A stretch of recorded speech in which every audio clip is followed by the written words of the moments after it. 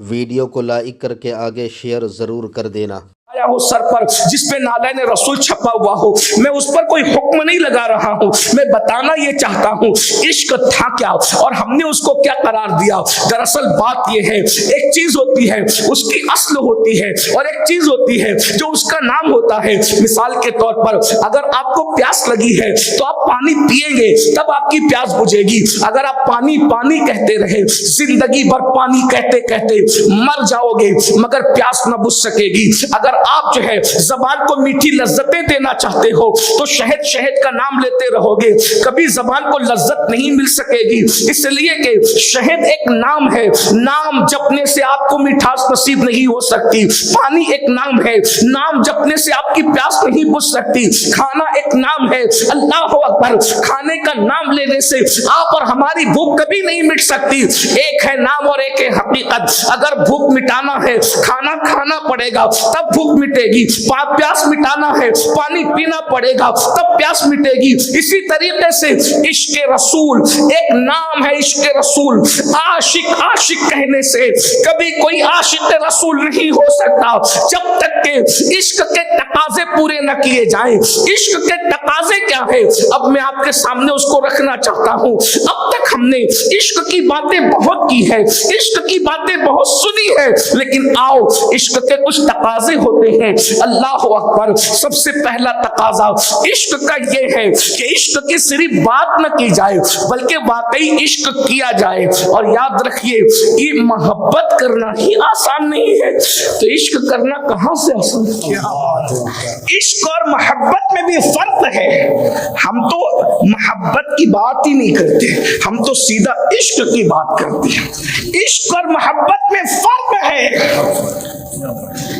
जब किसी को किसी से लगाव हो जाए, जब महबूब के सिवा कुछ नजर न आए, जब महबूब पर सब कुछ कुर्बान करने का जज्बा पैदा हो जाए, उठते बैठते महबूब अपने जहन और दिमाग पर सवार रहे, उसको कहते हैं इसको मोहब्बत हो गई, उसको मोहब्बत हो गई। मोहब्बत किसे कहते हैं? मैं तो कहता हूं बड़ी माजरत के साथ हमसे बड़े आशिक रसूल तो आप हैं, अल्हम्दुलिल्लाह, अल्लाह आपका सदका मुझे अता करे।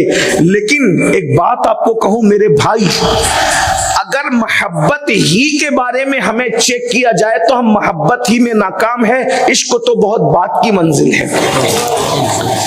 जैसे सख्त प्यास में इंसान ठंडे पानी का मुतलाशी रहता है, सख्त प्यास में इंसान ठंडे पानी का मुतलाशी रहता है जब तक महबूब, जैसे ठंडा पानी प्यास में इंसान के जहनो दिमाग पर सवार रहता है, उसी तरह जब तक महबूब दिलो दिमाग पर सवार न हो उस वक्त तक मोहब्बत नहीं होती।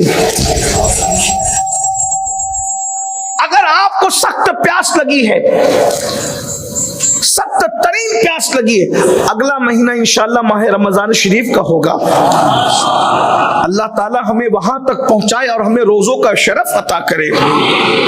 मौसम तो बहुत इस वक्त खुशगवार है, प्यास उतनी नहीं लगती, लेकिन अगर आपको एहसास होगा, अगर मैं एहसास दिला सका तो मोहब्बत किसे कहते हैं। जब हमें प्यास लगती है और बहुत गर्मी का मौसम होता है और शदीद प्यास लगती है तो हमारे सामने बेटा आए तो बेटा नजर आता है मगर प्यास सवार रहती है जहनो दिमाग पर। इसी तरीके से अगर पीर साहब भी आ जाएं, मुर्शिद सामने होते हैं मगर जहनो दिमाग पर प्यास सवार रहती है। इसी तरीके से अगर ट्रेन पकड़ना है तो ट्रेन का तसव्वुर अल्लाह अकबर जहन में आता है मगर सवार जो रहती है वो प्यास रहती है। जब तक प्यास खत्म ना हो जाए कोई और जहनो दिमाग में जगह नहीं ले सकते। अल्लाह अकबर। इसी तरीके से जब तक इंसान को प्यास के वक्त ठंडे पानी का तसव्वुर जैसे सवार रहता है और जैसे वो पानी का मुतलाशी रहता है और वो जैसे पानी के लिए बेचैन और बेकरार रहता है, अल्लाह अकबर, जब तक महबूब इस तरीके से ज़हनो दिमाग पर सवार न हो उस वक्त तक मोहब्बत नहीं होती।